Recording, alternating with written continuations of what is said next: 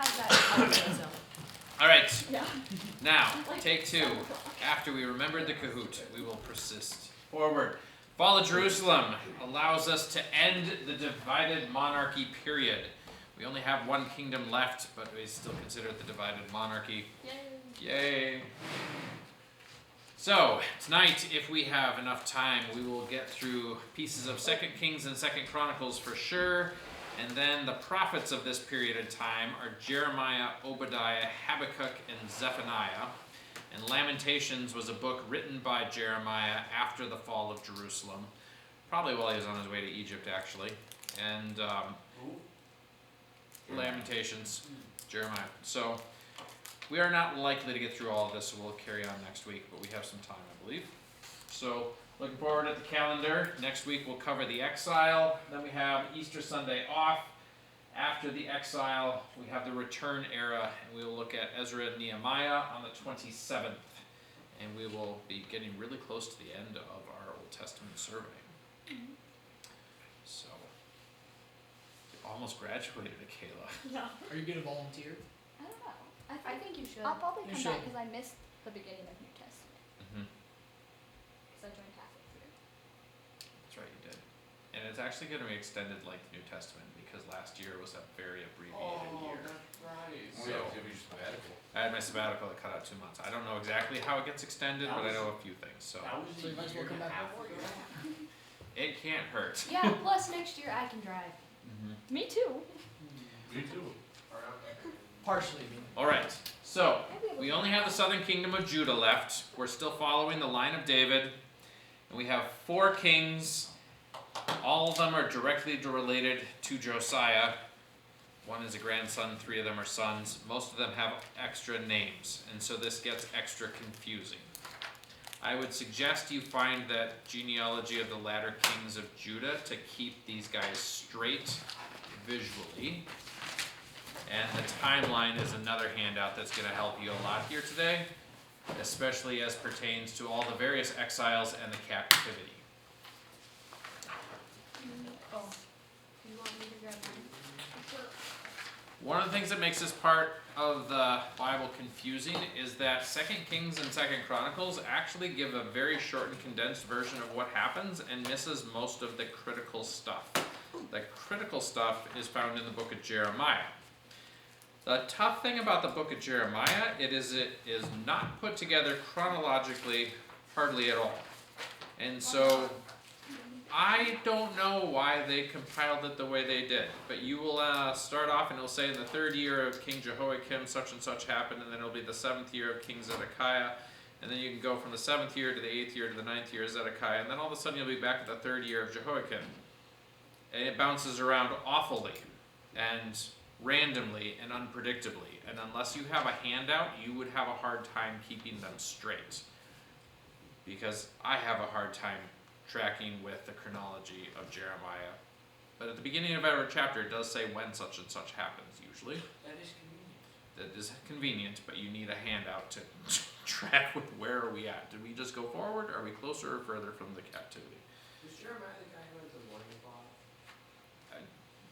He may have, I don't know. Ezekiel may have done that. Isaiah may have done that. There's a lot of crazy prophetic stories. But let's not digress. So the first king in this period is Jehoahaz, otherwise known as Shallum, short-reigned king, which we'll get into shortly. The next 2 are Jehoiakim, Jehoiakim being his brother, originally named Eliakim. The names get changed. He reigns 10 years and then dies, and his son Jehoiakim, the son of Jehoiakim, becomes king, but he only lasts for 3 months. And the events of Jehoiakim's death are somewhat fuzzy and obscure, but the army of Nebuchadnezzar was in the neighborhood. We'll get to that. This is just the cursory overview. But after 3 months of Jehoiakim reigning, we have Zedekiah reigning, whose alternative name is Mattaniah. He was the uncle of Jehoiakim. Crazily enough, they're almost the same age. He was one of the other sons of Josiah. And he is the last of the kings of Judah.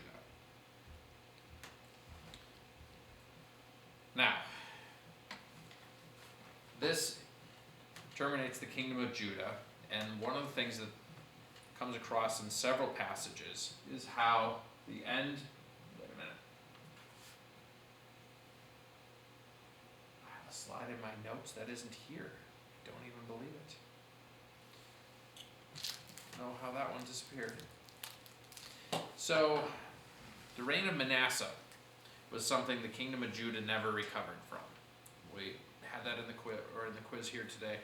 Remember, he rebuilt the high places and the Asherah poles that had been chopped down by his father Hezekiah, who chopped them down after his grandfather Ahaz had set them up. But Manasseh put it all back. He starts erecting altars to the Baals, and he erected altars to the starry host inside the temple of Solomon.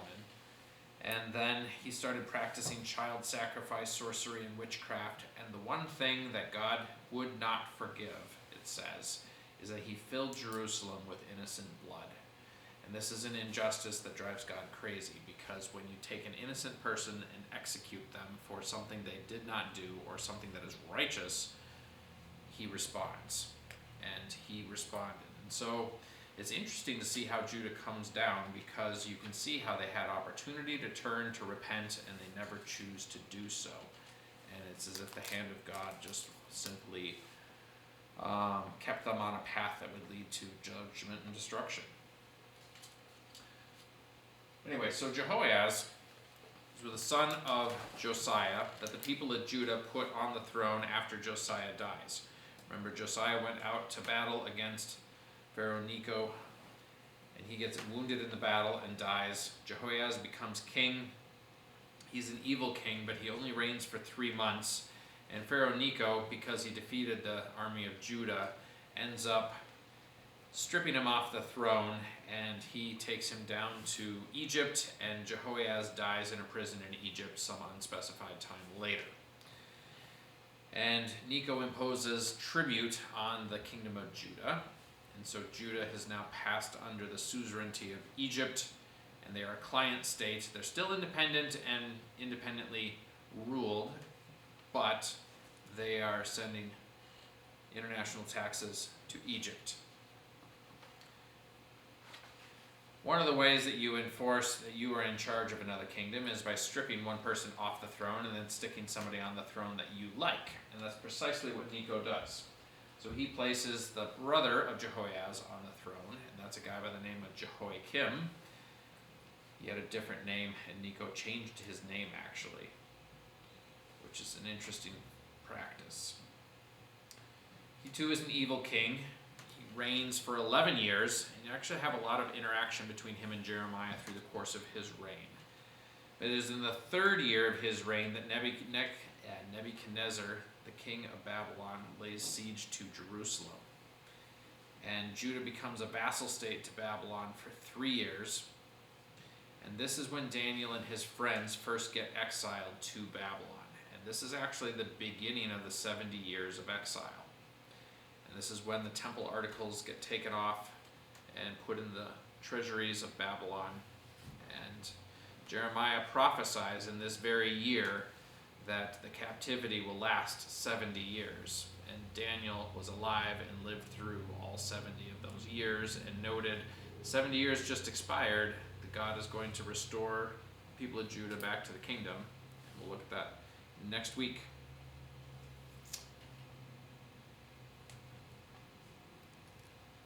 This is what Jeremiah prophesied. He said, "This whole country will become a desolate wasteland, and these nations will serve the king of Babylon 70 years. When the 70 years are fulfilled, I will punish the king of Babylon and his nation and the land of the Babylonians." So that gives us a clear start and end time. And we see on the other side of this, with Daniel, beginning, it says the king, that would be Nebuchadnezzar, ordered Ashpenaz, chief of his court officials, to bring into the king's service some of the Israelites from the royal family and nobility, young men without physical defect, handsome, showing aptitude for every kind of learning, well informed, quick to understand, and qualified to serve in the king's palace. And that is precisely what Jeremiah had prophesied, is that the Israelites would serve the Babylonians, and Daniel was the embodiment of that, as well as Azariah, Mishael, and Hanani. Yeah. Otherwise known as Shadrach, Meshach, and Abednego. That's the Babylonian names.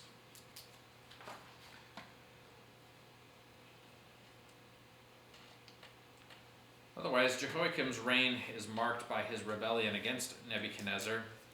It's usually not a good idea to rebel against the empire that has subjugated you.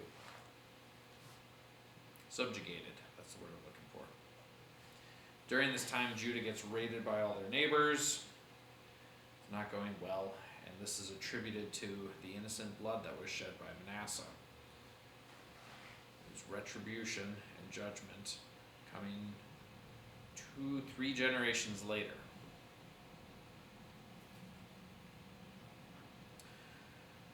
We don't know how Jehoiakim dies that I can remember from any of the passages in Scripture. His son gets put on the throne, and that is Jehoiakim. He has a very short 3-month reign. He surrenders to Nebuchadnezzar when Nebuchadnezzar comes to Jerusalem again. And he and all the officials and a whole bunch of other people get exiled to Babylon. And this is the second exile of the Israelites. They don't go in a single group. This is the second group that gets exiled. This is when Ezekiel gets taken over to Babylon. Everybody from the king's household, 7,000 fighting men, 1,000 craftsmen and artisans, and the temple treasury gets emptied out to them too.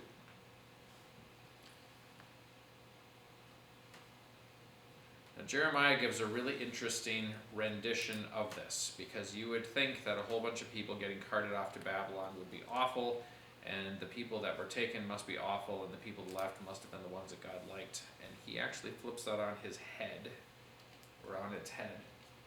In Jeremiah 24, he prophesies about 2 baskets of figs. There's a basket of good figs and a basket of awful figs, terrible figs, good for nothing figs. And the people who were exiled were the good figs, according to Jeremiah. God was going to watch over them in exile and bring them back. And the remnant left in Jerusalem were the bad figs that God was going to send sword, famine, and plague. It is an interesting way in which God brings judgment and spares a remnant. This reminds me actually of Noah and the ark. He and his sons and his wife and his sons' wives were all spared from the judgment of the flood in an ark, so that they were able to float on top of it. And in the same way that the family of Noah was preserved, in the Passover, God preserved the Israelites and judged the Egyptians. And here again, amongst the people of Judah, God sorted them out using the king of Babylon to sort the good from the bad. And he took the good ones and got them out of the way, so that a few years later, when the final judgment on Jerusalem came, they weren't present. Who was Jeremiah then? Yep, Jeremiah's left there because he was the voice of God.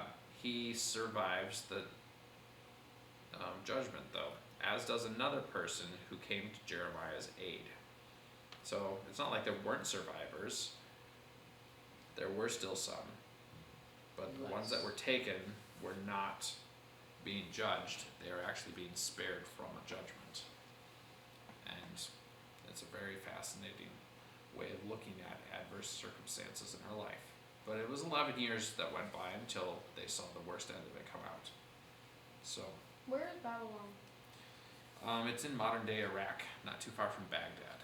It's between the Euphrates and the Tigris rivers. So, it's on a map or two. So, Euphrates is kind of fun to say. yes, Euphrates River. Should be on that map.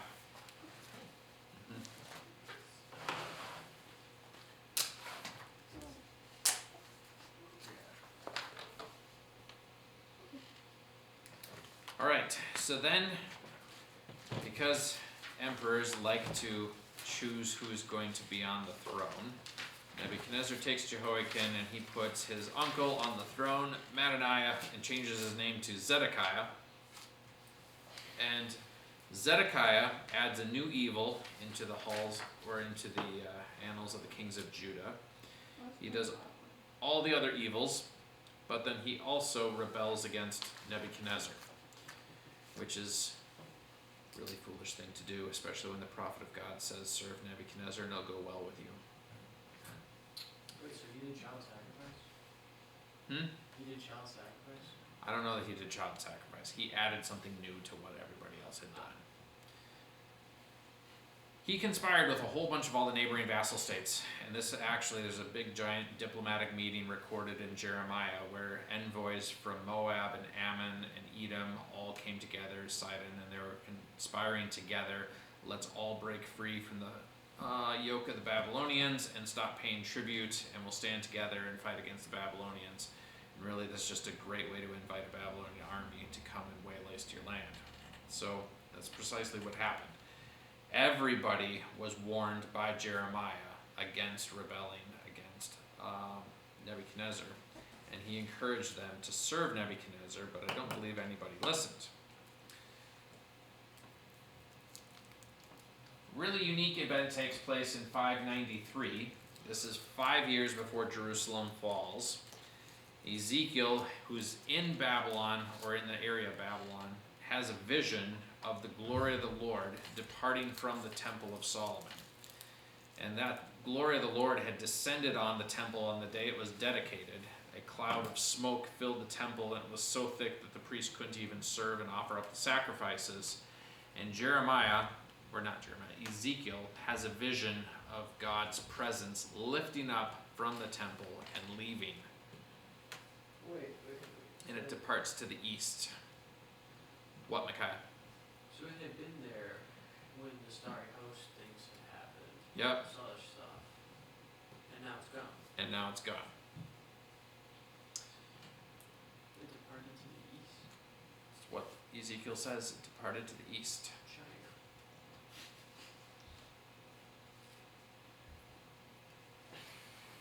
So then we'll look here directly at the fall of Jerusalem. It says that Nebuchadnezzar lays siege to the city of Jerusalem on the 10th day of the 10th month of the 9th year of Zedekiah's reign. That would be in 590 BC. Jerusalem runs out of food on the 9th day of the 4th month of the 11th year. And that is usually when a siege starts to come to its final culmination. Siege warfare is just trying to starve out the enemy and see if 11 you can years weed them out. of siege. Nope, a little less than that. From the 10th day of the 9th year, or 10th month of the 9th year to the 4th month of the 11th year. So we're looking at about 18 months of a siege. That's a lot. It is still a really long time, and it is a lot of food to have stored up in the city. Jeremiah gives a very graphic, visceral, play-by-play account of it. And if you want to read some of those chapters in Jeremiah, I believe it's like chapters 28 through 37 roughly.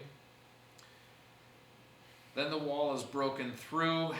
Interestingly enough, the Babylonian army doesn't pour in through the break in the wall immediately. They wait a few days. Zedekiah and his army flee to the east. They get captured though. A weak, starving army does not get to move as fast as a well-fed army. And then after that, things go really bad for Zedekiah. All of his sons are put to death before him, and that's the last thing he gets to see. And then his eyes are gouged out, he gets shackled and imprisoned in Babylon. All the walls all around Jerusalem are broken down completely. The Temple of Solomon, the palaces, and all the houses of Jerusalem are burned down, and the whole city is destroyed.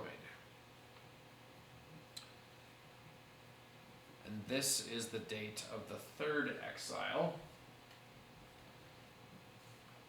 Nebuchadnezzar exiles another 832 people out of Jerusalem. That's not that many. There's actually not that many survivors. No. A lot of people just were executed upon capture. However, he does leave some of the poorest people of the land and all of the remaining craftsmen who happen to be there still. And he appoints Gedaliah, who is the grandson of Josiah's secretary, Shaphan, who is the double points question today. He gets appointed the governor of Judah, and he is directly reporting to the rule of Nebuchadnezzar. Jeremiah survives the siege, and he gets released by the Babylonians. They got word that Jeremiah was prophesying, surrender to the Babylonians and it'll go well with you, and they like that. They were like, yes, surrender to us. Don't make us destroy the whole city, just surrender to us. And so he is paid back favorably by the Babylonians, and he is able to remain in Jerusalem. And I think we're just going to pause there, and we will summarize all the prophetic books next week. Does anybody have any questions on the fall of Jerusalem? One of the things I'll point out is it is actually recorded in 4 different places in the Old Testament. It is one of the very few things that are recorded 4 times in the Bible. Can you think of anything else recorded 4 times? Yeah, Jesus. The Gospel accounts, but inside the Gospels, only his death and resurrection and the feeding of the 5,000 are recorded 4 times. And the fall of Jerusalem gets a unique 5th account from Ezekiel's perspective, as he has a vision of it happening while he is over in exile. Is Jerusalem like still a city today? Yep, a lot of people live there. And it's like the holy city, that's why so many countries fight over it? Yep, it is currently contested between the Palestinians, who would like it to be their capital, and the Israelis, who have it as their capital. And neither side occupies the entirety of the city. Both of them want it, the rest of the city, from the other. They're not fighting over it or shooting at each other over it at the moment. I think the Israelis have the majority of the city. So then, But- if you live in a city, what are you? Well, if you live in Palestinian-controlled Jerusalem, then you're a Palestinian. And if you live in Israeli-controlled Jerusalem, then you're probably an Israeli citizen. They actually have a lot of Arabs and Palestinians and Jews, and also Armenians living in the city. So for some reason they have an Armenian quarter to the city, and I don't know where that came from. They live there too. How big is it? Is it like, Well, nowadays if you include all of its suburbs, it's pretty sizable.